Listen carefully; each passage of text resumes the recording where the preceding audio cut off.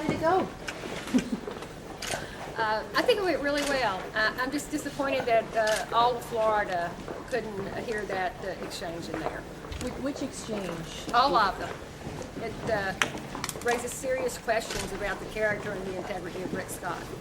He raised questions about yours, and you became animated, frustrated, or focused, depending on the adjective one wants to use. But speak to those again about the questions he raised about whether it was insurance fraud or the way you ran the bank. Raise those issues.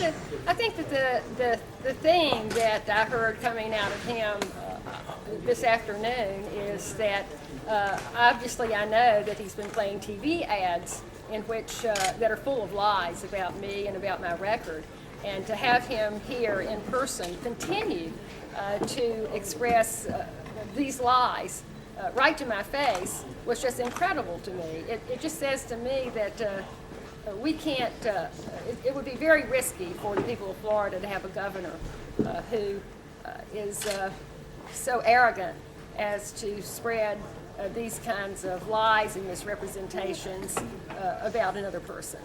Can you explain, he raised the issue 2 different times about allowing felons to sell insurance. I haven't had a chance to research what he's talking about, but do you understand what that is about? Can you explain it?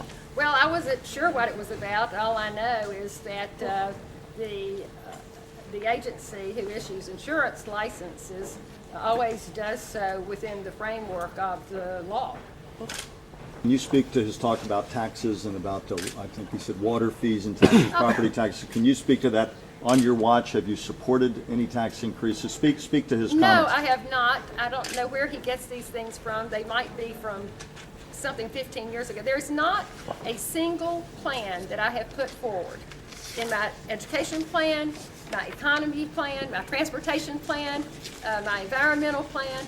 I have not recommended a single, nor would I recommend a single tax. And that's just another example of him out there trying to throw a bunch of mud up and seeing what will stick. And I didn't even have the opportunity to respond to it. I recall those were from you were on, was it the Education Commission, Advisory Commission maybe? Something 20 years ago. Okay, but I mean, so on that commission, if I recall, there was a published article but discussing ways to raise revenue, and that you supported some of those things. Do you recall any of those, and is that relevant? Well, what's relevant is where we are here today in Florida. We're in a very difficult economic situation. Unemployment 2 percentage points higher than the national average, 11.7%. So as governor, I have to deal with the issues of the day, and we do not need to be raising taxes in the state of Florida.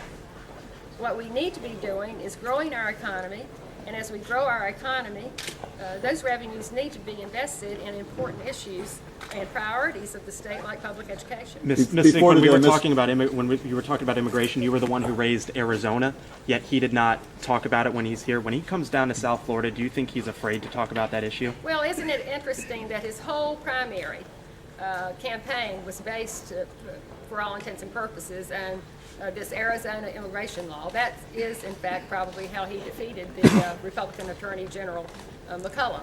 It was a drumbeat. That's all we heard about.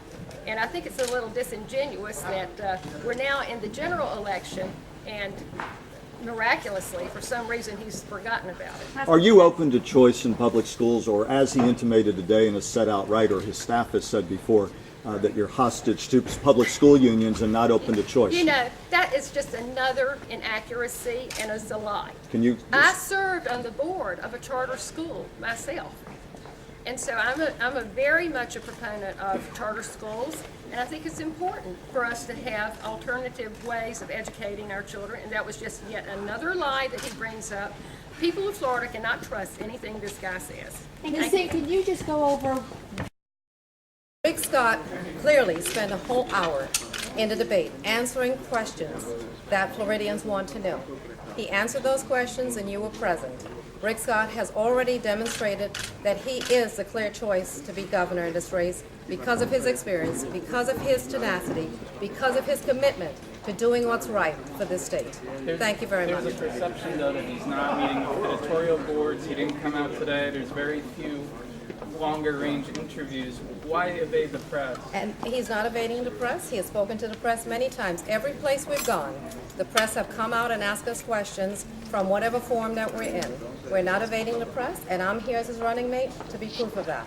Representative Carroll, you're fairly new to the race, about a month or so in, and so from the outside looking in over especially the primary season and up to now, what is your take on the really negative tone of this campaign, especially from your campaign?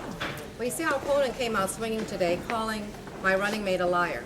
And everything that we have stated in this campaign has been backed up with facts. You cannot refute the fact that many Floridians that came to her bank to get investments taken care of were swindled.